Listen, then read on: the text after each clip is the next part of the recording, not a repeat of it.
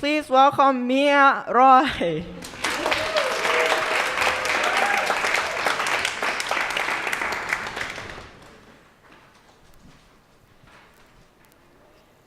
Have you all ever cooked with Pooh? Well, I did, and I really enjoyed it. In fact, I love cooking with Pooh, and I'm here today to tell you why. Pooh is short for shampoo, the Thai word for rose apple. Pooh is a long-time resident of Klong Toi, the largest slum in Bangkok, with around 100,000 people living in about 1 square mile. In late 2007, as the price of rice in Thailand doubled, and Pooh found that she could not longer make a living selling food from her house.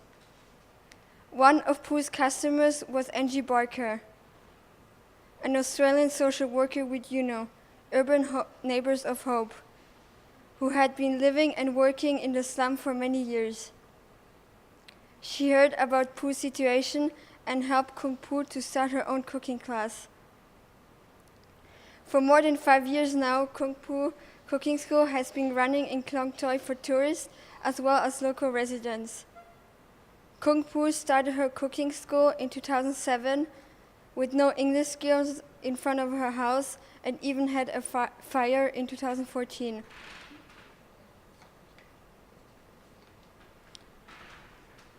Her cookbook is the #1 cookbook sold in Asia, with over 17,000 copies sold. Her cooking school is top rated on TripAdvisor. Kung Pooh and her growing team have since mastered the English language. And nowadays, the team can accommodate up to 12 students 6 days a week.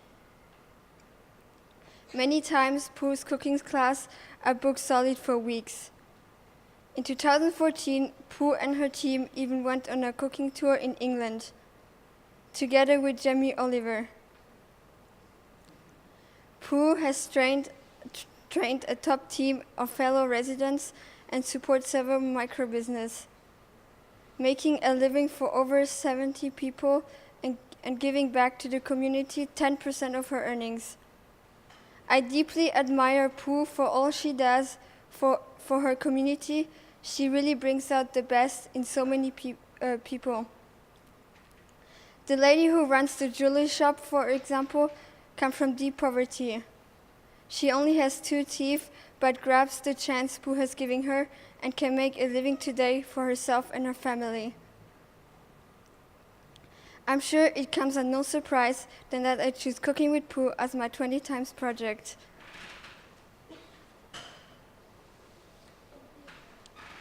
Both her story and upbeat personality is inspiring me. However, I also wanted to have a hands-on project. I wanted to learn something particularly Thai cooking.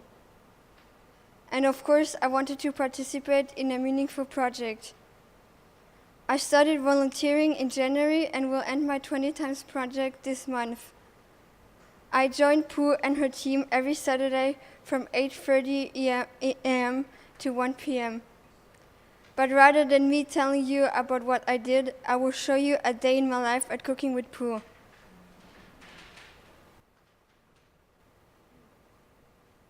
The first thing I do when I go to Cooking with Pooh is meet our customers at Emporium Suite Hotel. They're all excited for the Thai cooking class and I'm excited to meet new people. Our adventure starts at the wet market. Pooh likes to take her customers here to get a real experience of a local Thai market. When we are here, we pick up the necessary ingredients that we will need that day. Foreigners often see things that they normally wouldn't see.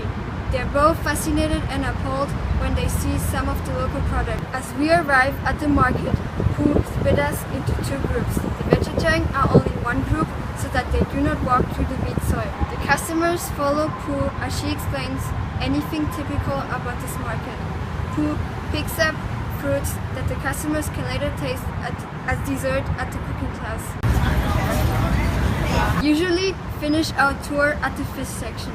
Customers are captivated by the variety, freshness and presentation of the fish. After we finish at the market, the van picks us up at the other end of the market and takes us at the cooking school. As we arrive, we walk through the tiny alleys of the Klong Toi slum.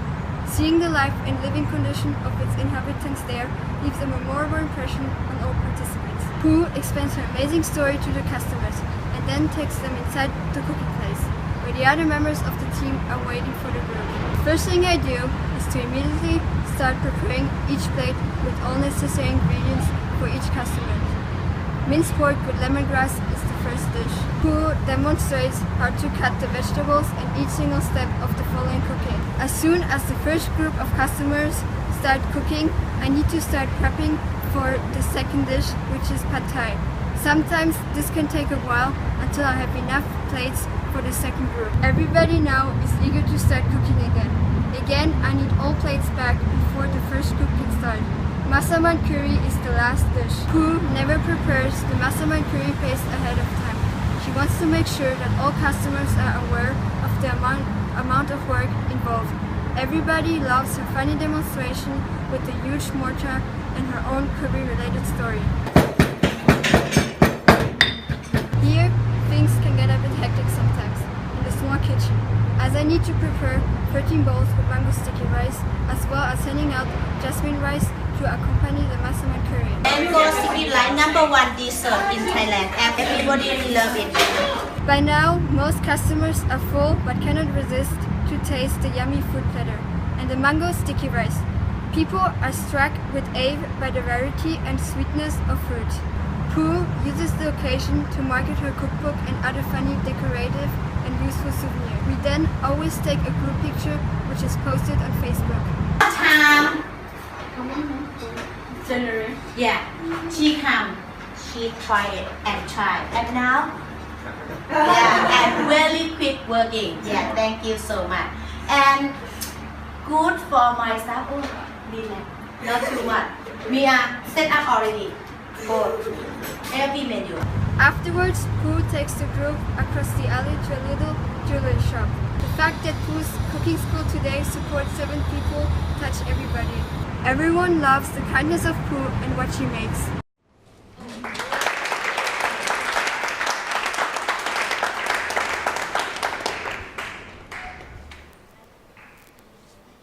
What might not show up in the video was that during the market tour, my main job was to accompany Pooh and her customers as an assistant and often help with French or German. In the beginning, the most difficult for me was to be out of my comfort zone, with many new people each time. Those of you who know me know that I'm shy and don't often call attention to myself. At first, I was inhibited both with the customers and also with Pooh and her team. I also struggled with not knowing the routine in the cooking school, with how to help exactly what to do, and did not really dare taking initiative. However, the more I became familiar with the team and the routine, the more comfortable I got. Pooh also made a big difference. She never made me feel like she did not need me, but on the contrary, almost made me feel like the school could not function without me. Working with Pooh has also taught me never to judge poor people.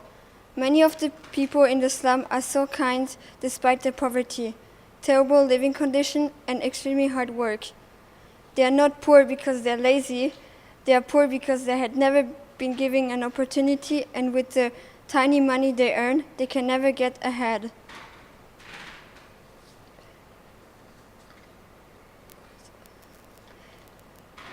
So Pooh's success story is also a story of who we all need, someone who believes in us, who supports us, but who also gives us a chance. Success is when talent meets luck.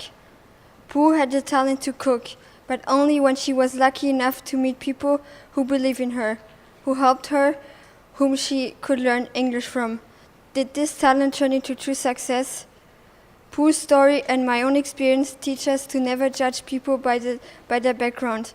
Judge them by who they are and what they are capable of.